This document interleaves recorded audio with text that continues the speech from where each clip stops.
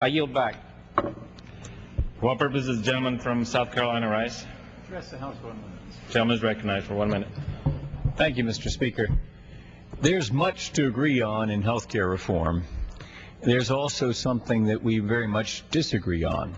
The disagreement has to do with the public option. It has to do with the question about whether private insurance companies need the discipline of a competition from a public sector plan or a publicly provided plan. If you've ever been in business and you've watched the government come into competition with you, you know that it is an unfair competitor because the government has the ability to subsidize its operations. The result is that when government enters an area that the private sector is working in, government ends up becoming the provider there. That's what we fear would happen in the midst of a public option.